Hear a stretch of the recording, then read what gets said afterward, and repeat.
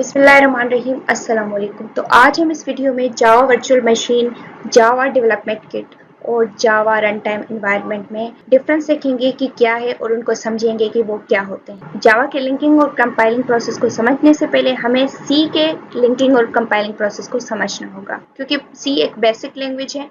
अगर हम उसका समझ लेते हैं तो फिर हम एडवांस समझ सकते हैं। सी में अगर हम कोई प्रोग्राम बनाते हैं जैसे कि a1.c, तो उसमें मेन फंक्शन होता है और उसके अंदर जो है हम दूसरे फंक्शंस जो है वो डालते हैं। और फॉर एग्जांपल जो F1 है वो A2.c में, जो F2 है वो A3.c में स्टोर है। ये तीनों फाइल्स एक दूसरे से कनेक्टेड हैं।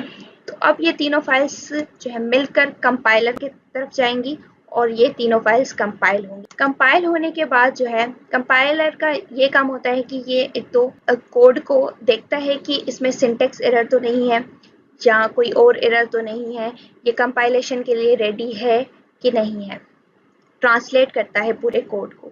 उसके बाद क्या होता है, ये सारा जो कंपाइलर है ना, वो फिर ये जितनी भी फाइल्स होती हैं उनको अलग अलग ऑब्जेक्ट फाइल बनाता है। जैसे A1 object file, A2 object file, A3 object file. इन ऑब्जेक्ट फाइल्स में क्या होता है, मशीन कोड होता है जो कि मशीन पे रन होती है।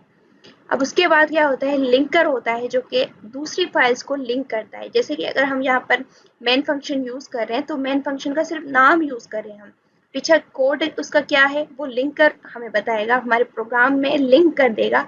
फिर आगे जो है वो एग्जीक्यूट होंगी तो उसको कहते हैं एग्जीक्यूटेबल फाइल। a.exe बनती है और वो लोड होती है। पहले तो वो स्टोरेज में होती है, फिर जब हम उसको लोड करवाते हैं ए रैम में तो फिर वो एग्जीक्यूट होती है और हमारे सामने रिजल्ट आता है। कोई अगर एप्लीकेशन है तो फिर वो ओपन हो जाती है, अगर कोई कंसोल है तो फिर वो रिजल्ट देता है हमें स्क्रीन पर।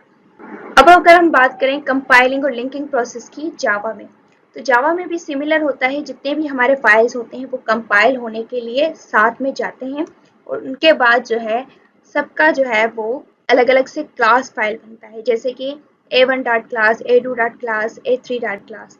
और ये जितने भी क्लास फाइल्स हैं उनको फिर JVM में एग्जीक्यूट करवाया जाता है, लोड करवाए जाते हैं। बाकी चीज़ें जो है JVM में जावा वर्चुअल मशीन में की जाती है। वर्चुअल मशीन होती है जो कि फिजिकल मशीन नहीं। अब ये जो क्लासेस बनती है ना A1, A2, A3, ये बाइट कोड होता है, ये मशीन कोड नहीं होता। बाइट कोड इसीलिए होता है कि ये जावा जो है वो प्लेटफॉर्म इंडिपेंडेंट है, किसी भी प्लेटफॉर्म में रन हो सकती है। अगर आपने एक बार क्लास बना ली उसकी तो आप किसी भी प्लेटफॉर्म में उसको रन कर सकते हैं। तो इसीलिए इसका बाइट कोड बनता है। फिर जिस प्लेटफॉर्म में हमें उसको रन करवाना होता है फिर उसका जो है मशीन कोड जो है कन्वर्ट होता है, जैसे कि वो सारा प्रोसेस JVM में होता है। अब रैम में क्या होता है कि जितनी भी हमारी क्लास फाइल्स हैं रैम में हम उनको लोड करवाते हैं और रैम में मौजूद होता है जावा वर्चुअल मशीन। और उसमें क्या होता है, क्लास लोडर होता है जो कि क्लासेस को लोड करवाता है। उसके बाद बाइट कोड वेरीफाइज होता है, जो भी इनका बाइट कोड है वो वेरीफाई होता है। फिर उसके बाद जो एग्जीक्यूटिंग इंजन होती है वो इन कोड्स को एग्जीक्यूट करती है।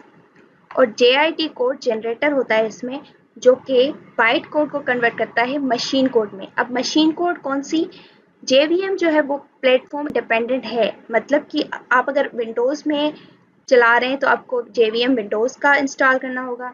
अगर आप जो है मैक में चला रहे हैं तो मैक का होगा। अगर आप लिनक्स में चला रहे हैं तो लिनक्स का होगा। तो जो भी क्लास फाइल है हमारी जावा की वो पहले कन्वर्ट होती है जो है मशीन कोड में, उस मशीन कोड में जिसमें वो रन होना चाह रही है। अब जो है यहाँ पर हम बात कर रहे हैं JVM, JRE और JDK की, तो वो प्लेटफॉर्म डिपेंडेंट होता है। जावा प्लेटफॉर्म डिपेंडेंट नहीं होता। जावा का अगर एक बार क्लास बना लिया तो फिर आप किसी भी जो है मशीन में चला सकते हैं उसको। उसके लिए आपके पास उस मशीन का JVM, JRE, JDK पूरा किट होना चाहिए। अब यहाँ पर क्या होता है, अगर हम बात करें सिर्फ जावा वर्चुअल मशीन की, तो एक वर्चुअल मशीन होती है, फिजिकली एग्जिस्ट नहीं करती।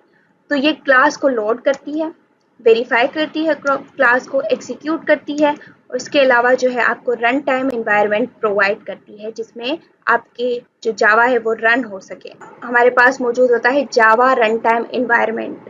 जावा रन टाइम एनवायरनमेंट जो होता है उसमें सॉफ्टवेयर टूल्स होते हैं, सॉफ्टवेयर टूल्स के सेट होते हैं जो कि इस्तेमाल किए जाते हैं जावा एप्लीकेशंस को डेवलप करने के लिए।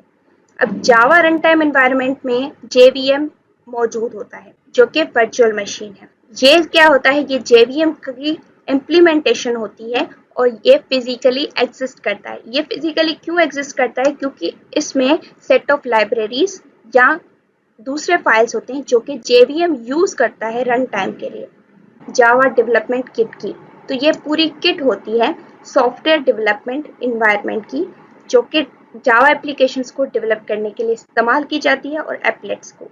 ये फिजिकली एग्जिस्ट करती है और इसके अंदर JRE मौजूद होता है, जिसमें JVM, सारे लाइब्रेरीज, दूसरे फंक्शंस होते हैं, दूसरे फाइल्स होते हैं और उसके साथ प्लस में इसमें डेवलपमेंट किट भी होती है। जो जावा डेवलपमेंट किट है वो इम्प्लीमेंटेशन होती है जावा के प्लेटफॉर्म्स की, जो कि ओरेकल कॉर्पोरेशन ने रिलीज किए हैं, जैसे कि standard edition Java platform, enterprise edition Java platform, micro edition Java platform. ये जितने भी जावा प्लेटफॉर्म है ना, उनको इम्प्लीमेंट करने के लिए ना हमें JDK की ज़रूरत पड़ती है। सिंपली समझ लें कि जावा को हमें जावा एप्लीकेशंस को बनाने के लिए JDK की ज़रूरत पड़ती है। इसमें सारी चीज़ें मौजूद होती हैं। जावा वर्चुअल मशीन मौजूद होती है और बाकी रिसोर्सेज मौजूद होते हैं। JRE भी मौजूद होता है इसमें। उसके अलावा इंटरप्रेटर या लोडर भी मौजूद होता है, जो कि जावा को इंटरप्रेट करता है, लोड करता है। कंपाइलर मौजूद होता है जावा C, जो कि कंपाइल करता है। एरर्स वगैरह अगर होते हैं तो वो हमें पता चलते हैं। अचीवर मौजूद होता है उसमें, कंप्रेस करता है जो। उसके अलावा डॉक्यूमेंटेशन जनरेटर होता है, जो कि डॉक्यूमेंटेशन भी जनरेट करता है। और ये सारी चीज़ें जो है वो जावा एप्लीकेशन की डेवलपमेंट को कंप्लीट करती हैं। तो आई होप कि आपको सारी चीज़ों का डिफरेंस और सारी चीज़ें समझ में आ गई होंगी कि JDK, JRE और JVM होते क्या हैं। Thank you for watching.